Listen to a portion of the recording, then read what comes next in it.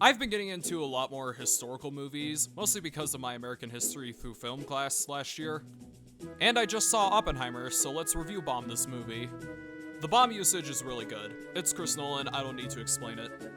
I like how there's a delay in sound just like real life because of that reason alone.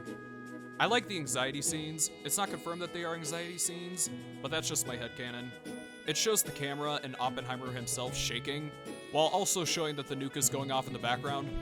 There's also scenes where Oppenheimer walks around and sees dead skin, crying cowards, and ashy bodies. It's a good representation of his regrets. I also like how Oppenheimer's hair gets grayer over time, showing that this movie takes place multiple years.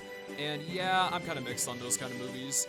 I also like that Harry Truman and Albert Einstein also appear in this movie. I also like how they show that Oppenheimer wasn't depicted as a perfect person. He was a cheater on both the cheated and the cheater, and quite the divider on politics. Stuff like that is very important when it comes to historical movies, which is why I like a lot of Spike Lee's movies.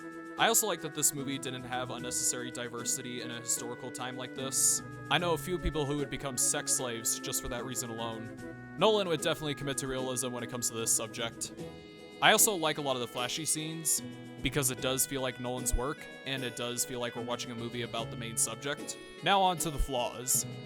I rolled my eyes at the giving land back to the Indians line. However, the context behind it makes me give it a pass. I like that Polka Dot Man and Freddie Mercury are in this movie. However, their roles are so minor, you wonder why recognizable actors like these two are in this movie to begin with. Because they both gay! They should have cast this goofy bastard for one of those roles, if not both. I like the black and white scenes for Robert Downey Jr.'s character for the cinematography alone. However, there's no clear reason why the scenes are like that. Is it because he's the villain? Is it because they're flashbacks, flash forwards? Is it being broadcast on television? But that's a nitpick for the most part. There's also a few unnecessary sex scenes. I don't have a vicious hatred for the scenes, it's just that they're pretty unnecessary. I feel like a lot of adult movies have swearing and sexual humor in it just to say that they're adult movies and that's it.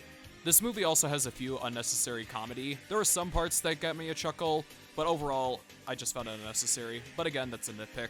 Overall, Oppenheimer is a decent movie. 8 out of 10. Not enough flaws.